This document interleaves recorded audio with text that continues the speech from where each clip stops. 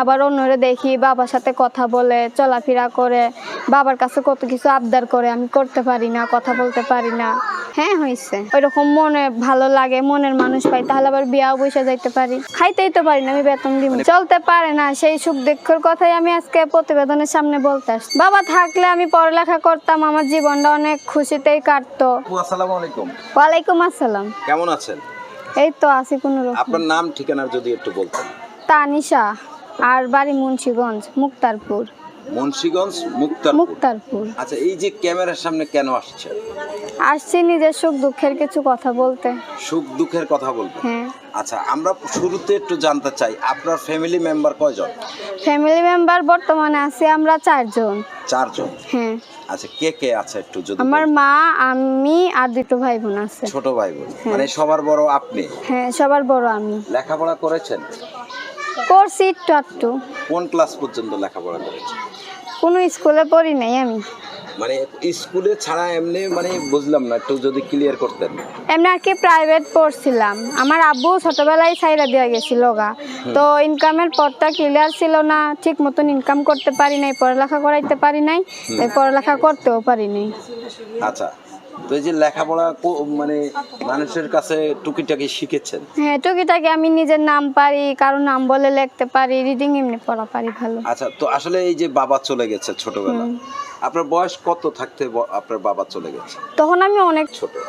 আচ্ছা, এই যে আপনি থাকতে বাবা চলে গেছে, তো বাবাকে হারানোর যেই কষ্টের কথাটা সেটা একটু শুনতে চাই। আসলে বাবা থাকলে কি হয়? একটা বাবা থাকলে আমি পড়ালেখা করতাম, আমার জীবনটা অনেক খুশিতেই কাটতো। এখন বাবা থাইকাও যে খোঁজ নেয় না, আমাদের সাথে কথাবার্তা বলে না, আম্মুরে কাঁদতে দেখি, আম্মুর মন খারাপ দেখি, আবার অন্যরে দেখি বাবার সাথে কথা বলে চলাফেরা করে, বাবার কাছে কত কিছু আবদার করে, আমি করতে পারি না, কথা বলতে পারি না। আচ্ছা, এই যে বাবার কাছে কোনো কিছু আবদার করেও পান নাই, এই মায়ের কাছে তো বড় হয়েছেন, তাই তো?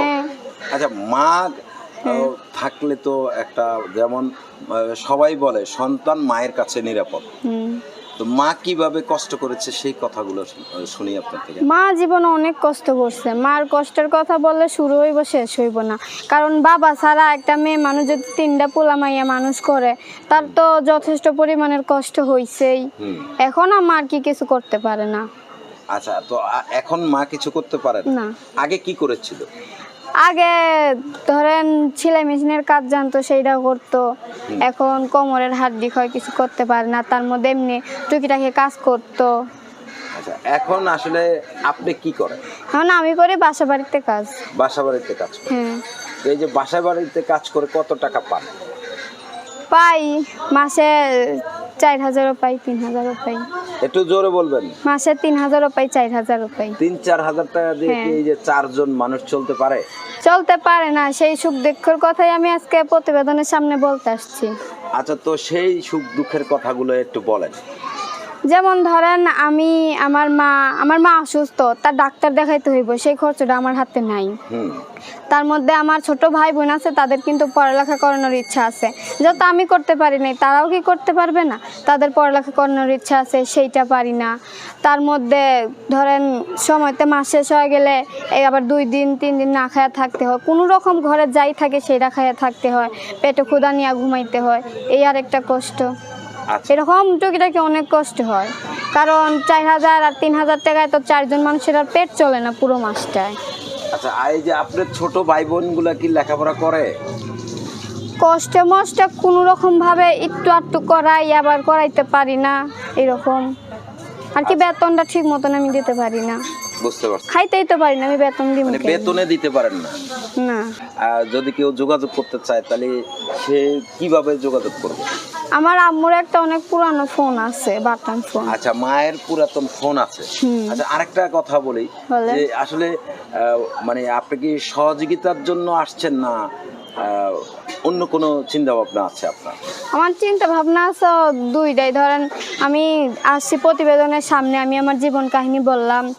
এখন কতই তো দেশি প্রবাসী ভাই বেড়াদার আছে, যদি দেখে আমার ভিডিওটা, যদি মায়া লাগে তাহলে আমি সাহায্য সহযোগিতা করবে। আর তাছাড়া যদি ওইরকম মনে ভালো লাগে, মনের মানুষ পাই, তাহলে আবার বিয়াও বসে যাইতে পারি। আপনার কি বিয়ের বয়স হয়েছে? হ্যাঁ, হয়েছে। আপনার বয়স কত এখন? এখন আমার বয়স চলতে আছে। আচ্ছা, মেয়েরা তো 18তে বিয়ের তাই না? 18-20-এ শেষে 18 চলতেছে আর কি। আমার এমনি খাটো খুটো মানুষটাই বোঝা যায় না। বুঝেন না, আমার 2 ভাই বোন আছে, আবার আব্বা চলে গেছে, আমি আবার কাজ করি। আমার বয়স কি এতই কম যে আমি করি এগুলা?